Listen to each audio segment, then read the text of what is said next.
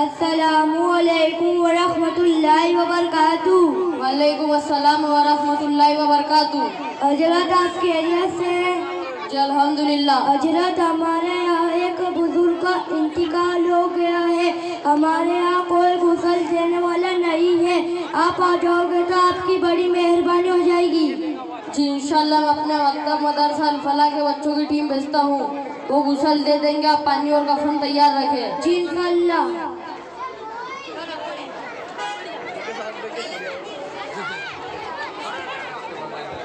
السلام علیکم ورحمۃ اللہ وبرکاتہ۔ وعلیکم السلام ورحمۃ اللہ وبرکاتہ۔ پانی وغیرہ تیار ہے؟ جی بھائی سب تیار ہے، بس آپ ہی کا انتظار تھا۔ چلو بھائی آپ ہمیں میت کے پاس لے چلو اور آپ بھی ہمارے ساتھ چلو تاکہ آپ بھی غسل دینا سیکھ جاؤ۔ جی بھائی چلو۔ بھائی پانی صابن اور دیگر چیز لے آئے۔ جی بھائی تیار۔ سب سے پہلا میت کے اوپر موٹی چادر ڈال دے تاکہ غسل لیتے وقت سطر نہ دکھے۔ میت کے کپڑے اتار دے۔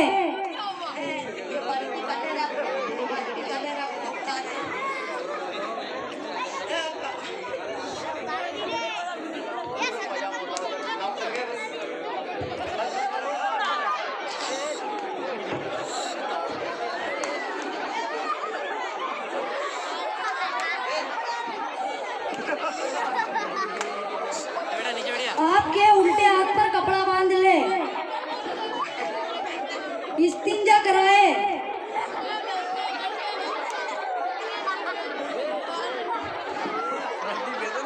پیٹ کو دبا دے تاکہ پیٹ کی گندگی نکل جائے اور اوپر سے پانی بہائے تاکہ ساری گندگی بہہ جائے۔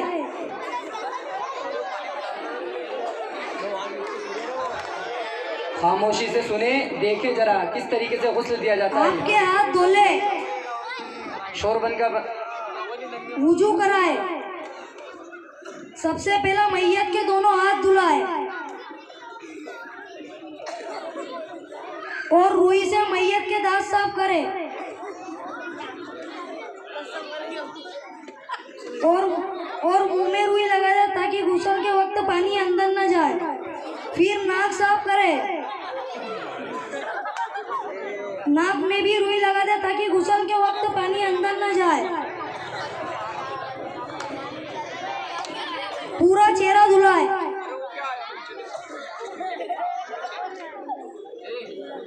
دونوں ہاتھ کونی سمیت دھلائے۔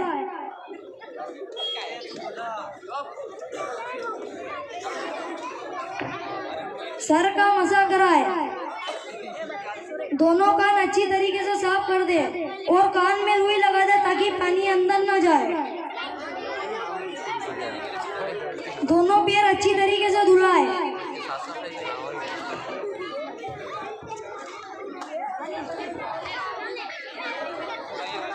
پھر دائیں کروٹ کی طرف سے صابن لگا کر اچھی طریقے سے دھلائے۔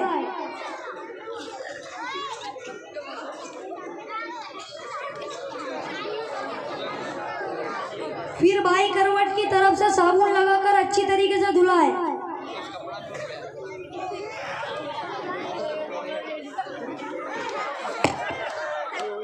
پھر سر سے لے کر پیر تک پورے بدن پر اس طرح پانی بہائے کہ ایک بال کے برابر بھی جگہ سوکھی نہ رہے۔ پھر جوڑوں کی جگہ پر کفن لگائے، سر پر، کونیوں کی ہڈیوں پر اور گھٹنوں کی ہڈیوں پر اور ٹخنوں کی ہڈیوں پر۔ پھر کفن دے۔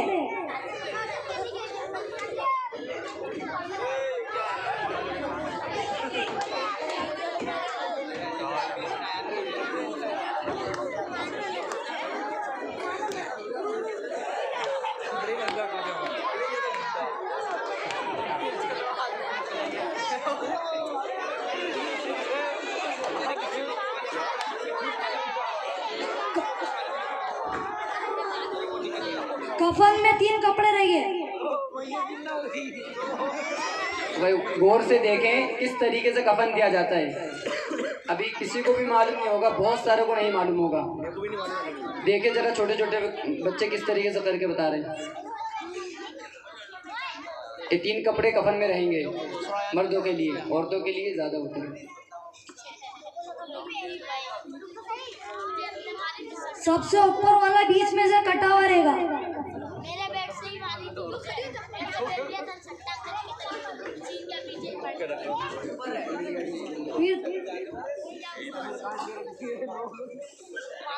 پھر دائیں ہاتھ کی طرف سے کفن کو لگائے۔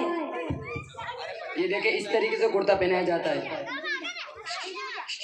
اس کو مت کرو، کرتے کو مت کرو، کرتا ویسے ہی رہے گا۔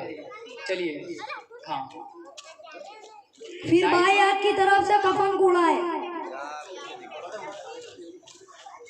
پھر سب سے نیچے والے کو دائیں ہاتھ کی طرف سے اڑائے، پھر بائیں ہاتھ کی طرف سے اڑائے۔ پھر سر کے اوپر سے گٹھان باندھ دے، پھر بیچ میں باندھ دے، پھر پیروں کے نیچے باندھ دے۔ یہ دیکھو اس طریقے سے مردوں کو کفن دیا جاتا ہے، اور عورتوں کے اندر 5 کپڑے ہوتے ہیں، جس میں سے ایک دوپٹہ ہوتا ہے اور دوسرا سینہ بند، اور باقی 3 ایسے ہی چادر، ایک پاجامہ اور ایک کرتی۔ ٹھیک ہے، یاد رہے گا انشاءاللہ، انشاءاللہ۔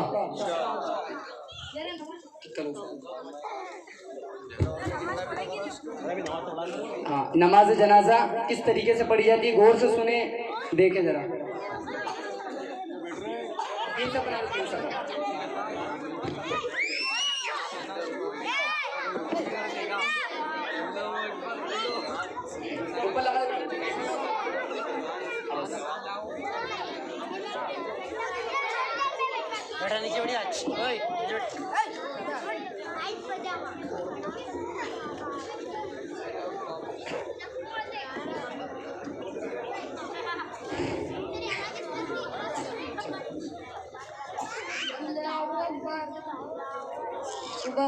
سبحانك اللهم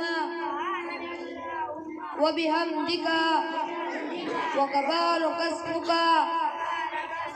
وتعالى جدك وجل ثناؤك ولا إله غيرك الله أكبر اللهم صل على محمد وعلى آل محمد كما صليت على إبراهيم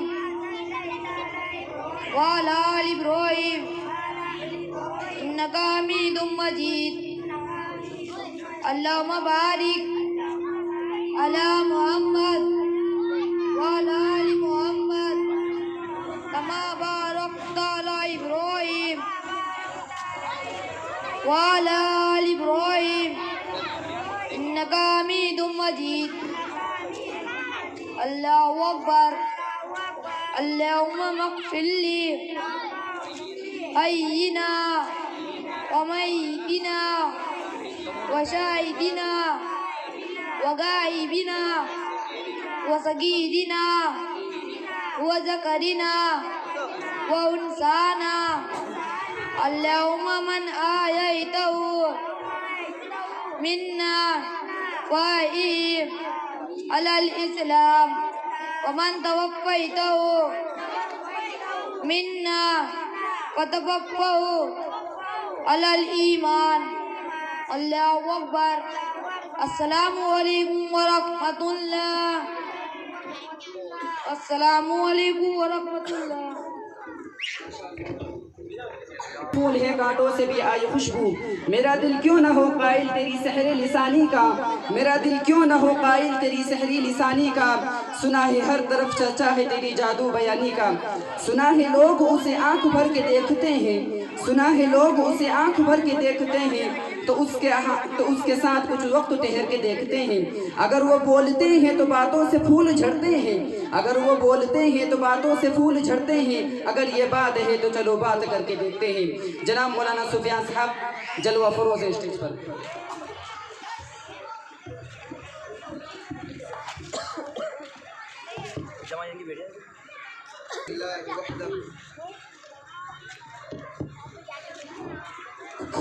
فرید بھائی بیلڈنگ کی طرف سے جناب مولانا عمران صاحب کو 500 روپے کا انعام موصول ہوا الحمدللہ وحدہ والصلاة والسلام علی من لا نبی بعدہ اعوذ باللہ من الشیطان الرجیم بسم اللہ الرحمن الرحیم اقرأ باسم ربك الذي خلق خلق الإنسان من علق اقرأ وربك الأكرم. وقال في موضع آخر قل هل يستوي الذين يعلمون والذين لا يعلمون إنما يتذكر أولو الألباب. صدق الله العظيم وصدق رسوله النبي الكريم ونحن على ذلك لمن الشاهدين والشاكرين والحمد لله رب العالمين. محترم بزرگوں، حدیث ساتھیوں اور اسٹیج پر تمام ہی میرے معقر علماء کرام، وقت مختصر ہے، وقت بہت مختصر ہے، بولنا بہت کچھ تھا، مجبوریاں ہوتی ہیں جس سے ہمارا وقت مختصر کرنا پڑتا ہے۔ سب سے پہلے تو میں پورے کے پورے شہر والوں کو اور خصوصاً ان علماء کرام کو مبارکباد پیش کرتا ہوں جنہوں نے ان نونہال بچوں کو اتنی بہترین تعلیم دی ہے کہ میں سن رہا تھا، میں اش کر رہا تھا کہ یہ بچے ہیں یا کوئی اور چیز ہے۔ انہوں نے پوری کی پوری علمی بات جو مجھے کرنا تھی یہاں آ کر ان بچوں نے کر دی، جو مجھے سمجھانا تھا عوام کو الحمدللہ وہ پورا کا پورا بیان ان بچوں نے کر دیا۔ اللہ تبارک و تعالی نے آپ علیہ السلام کو ایک حدیث سنائی، جس حدیث کا مفہوم، اس حدیث کا مطلب یہ ہے کہ ان العلماء ورثۃ الانبیاء، کہ علماء انبیاء کے وارث ہوتے ہیں۔ ہم نے سنا ہے کہ پہلے اس قوم کی ہدایت، اس قوم کی رہبری، اس قوم کو راہ راست پر لانے کے لیے اللہ تبارک و تعالی اس روئے زمین پر انبیاء کو مبعوث فرمایا کرتے تھے، لیکن ہمارے نبی آپ علیہ السلام کے بعد اللہ تبارک و تعالی نے ہدایت کے لیے اس دنیا میں ہدایت کو پھیلانے کے لیے، ہدایت کو عام کرنے کے لیے، علم کو پھیلانے کے لیے، علم کو عام کرنے کے لیے نبیوں کا سلسلہ ختم کر دیا۔ اب جو ہدایت لانے والے ہیں، جو ہدایت پر چلنے والے ہیں، وہ ہیں علماء، جن کو کہا العلماء ورثۃ الانبیاء، کہ علماء انبیاء کے وارث ہیں۔ میرے پیارے دوستو، جب تک اس روئے زمین پر یہ علماء رہیں گے، جب تک اس روئے زمین پر یہ علماء رہیں گے، جب تک انشاءاللہ تعالی ہماری نسلیں برباد نہیں ہوں گی، ہماری نسلیں برباد نہیں ہوں گی، چونکہ ان معصوم بچوں کو، ان نونہالوں کو اس طرح یہ پڑھا رہے ہیں، اس طرح یہ تعلیم دے رہے ہیں، اس طرح ان کے مستقبل کو سنوار رہے ہیں، ان کے مستقبل کو بنا رہے ہیں۔ وہ ہر ایک کی بس کی بات نہیں ہے کہ اس طرح ان بچوں کے مستقبل کو بنائے۔ ان بچوں کے دل کے اندر، معصومیت کے زمانے کے اندر، بچپن میں جو چیزیں نقش ہو جاتی ہیں، کسی نے کہا ہے نا کہ پتھر پر جس طرح نقش کبھی مٹتا نہیں، اسی طرح ان معصوم بچوں کے ذہنوں کے اندر ہم جو بات کو ڈال لیں گے وہ کبھی مٹے گی نہیں۔ میرے پیارے دوستو، آپ سے یہی گزارش ہے، آپ سے یہی کہنا ہے کہ میرے اور آپ کے آقا محمد صلی اللہ علیہ وسلم کا سب سے پہلا پیغام یہی تھا کہ اقرأ، پڑھا۔ آپ علیہ السلام پر قرآن نازل ہوا، اللہ تبارک و تعالی نے سب سے پہلی آیت جو نازل فرمائی ہے وہ کوئی اور آیت نہیں ہے۔ اللہ نے آپ علیہ السلام سے نہیں فرمایا کہ جاؤ ڈائریکٹ لوگوں کو دین کی دعوت دو، جاؤ ڈائریکٹ لوگوں کو نماز کی دعوت دو، جاؤ ڈائریکٹ لوگوں کو مسجد میں بلاؤ، نہیں، بلکہ سب سے پہلے اللہ تبارک و تعالیٰ نے جو سب سے پہلی آیت نازل فرمائی ہے وہ کیا فرمائی؟ اقرأ بسم ربک الذی خلق، read your اللہ name، کہ تم اپنے اللہ کے نام سے شروع کرو۔ اقرأ بسم ربک الذی خلق، تم اپنے اللہ کے نام سے، اپنے پروردگار کے نام سے، اپنے پالنہار کے نام سے تعلیم کا آغاز کرو۔ سب سے پہلی آیت تعلیم ہی کی اتری ہے۔ میرے پیارے دوستو، تعلیم کی اتنی ضرورت ہے کہ اگر ہم تعلیم کو حاصل نہیں کریں گے تو ہماری زندگیاں برباد ہو جائیں گی۔ تعلیم سے مراد دونوں تعلیمیں ہیں، وہ تعلیم عصری ہو یا علومی تعلیم، کوئی سی بھی تعلیم ہو، دونوں تعلیموں کا حاصل کرنا ضروری ہے۔ لیکن میں آپ حضرات سے کہتا ہوں کہ یہ مکاتب جو ہیں، یہ مساجد جو ہیں، یہ مدارس جو ہیں، یہ ہمارے لیے قلعے ہیں، دین کے قلعے ہیں۔ ان کے اندر جب تک ہم ہمارے بچوں کو نہیں بھیجیں گے، جب تک ہم ہمارے ان نونہالوں کو نہیں بھیجیں گے تو ان کی زندگیاں نہیں سنوریں گی، ان کی زندگیاں نہیں بنیں گی۔ اس لیے کہ مدارس جو ہیں، مکاتب جو ہیں، وہ دین کے قلعے ہیں۔ ہاں، ان کے اندر بچوں کو بھیجنا انتہائی ضروری ہے۔ اللہ کے نبی کی حدیث ہے کہ علم کا حاصل کرنا ہر مسلمان مرد اور ہر مسلمان عورت پر کیا ہے؟ فرض ہے۔ کیا ہے؟ فرض ہے۔ اتنا دین سیکھنا فرض ہے کہ ہم حلال اور حرام کی پہچان کر سکیں، ہم اچھے اور برے کی پہچان کر سکیں، ہم بڑے اور چھوٹے کی پہچان کر سکیں۔ اتنا علم ہمیں حاصل کرنا کیا ہے؟ فرض ہے۔ اب مجھے بتائیے آپ کہ ہمارے بہت سے نونہال بچے، بہت سے معصوم بچے جنہیں ابھی تک کلمہ پڑھتے بھی نہیں آتا ہے، جنہیں ابھی تک رسول اللہ صلی اللہ علیہ وسلم کا نام لینا بھی نہیں آتا ہے، اور میرے یہ معصوم بچے جو آج مکتب کے اندر پڑھنے کے لیے آ رہے ہیں، میرے یہ معصوم بچے جو دین کے لیے اپنے آپ کو مٹا رہے ہیں، مجھے تعجب ہوا اس بات پر۔ مولانا نے دعوت دی کہ مولانا آپ کو آنا ہے میرے پروگرام کے اندر۔ میں نے سوچا کہ چھوٹا موٹا پروگرام ہوگا، لیکن جب آ کر دیکھا، بچوں کو سنا، ان معصوم بچیوں کو سنا تو میرا دل باغ باغ ہو گیا کہ الحمدللہ بہت بہترین تعلیم دے رہے ہیں حضرت۔ جس طرح مدارس کے اندر تعلیم دی جا رہی ہے، اس طرح آپ کے چھوٹے سے مکتب کے اندر مولانا تعلیم دے رہے ہیں۔ تو آپ سے گزارش یہی ہے، آپ سے مؤدبانہ درخواست یہی ہے کہ اپنے ان معصوم بچوں کا مستقبل بنائیں، ان معصوم بچوں کو دین کی طرف لائیں۔ ان کے مستقبل کو بنائیں گے تو آگے چل کر یہ اپنی اولاد کا مستقبل بنائیں گے۔ اللہ تبارک و تعالیٰ سے دعا ہے کہ اللہ تبارک و تعالیٰ ہم تمام کو دین پر چلنے والا بنائے۔ آمین وآخر دعوانا الحمدللہ رب العالمین۔ دعا کر لیں، میں درود شریف پڑھیں۔ اللہم صلی علی محمد وعلی آل محمد کما صلیت علی ابراہیم وعلی آل ابراہیم انک حمید مجید۔ اللہم بارک علی محمد وعلی آل محمد کما بارکت علی ابراہیم وعلی آل ابراہیم انک حمید مجید۔ یا اللہ گناہوں کو معاف فرما دے، یا اللہ خطاؤں کو درگزر فرما دے، یا اللہ گنہگار ہیں، خطاکار ہیں، سیاکار ہیں، بدکار ہیں، یا اللہ تیرے بندے ہیں، ہم تمام کے گناہوں کو معاف فرما دے۔ یا اللہ یہ علماء نے یا اللہ بہت بہترین پروگرام کیا ہے، یا اللہ ان کے پروگرام کو قبول فرما لے۔ یا اللہ ان بچوں کو آگے چل کر دین کا داعی بنا دینا، دین کا شہدائی بنا دینا۔ یا اللہ ان بچوں سے دین کا کام لے لینا۔ یا اللہ اس مکتب کو یا اللہ دن دگنی رات دگنی یا اللہ ترقی عطا فرما دے۔ یا اللہ اس پورے شہر کے اندر یا اللہ تو للہیت والے بنا دے۔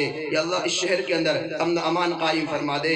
یا اللہ اس شہر کے اندر امن امان قائم فرما دے۔ یا اللہ مسلمان بچوں کو یا اللہ تو دین کا داعی بنا دینا، دین کا شہزائی بنا دینا۔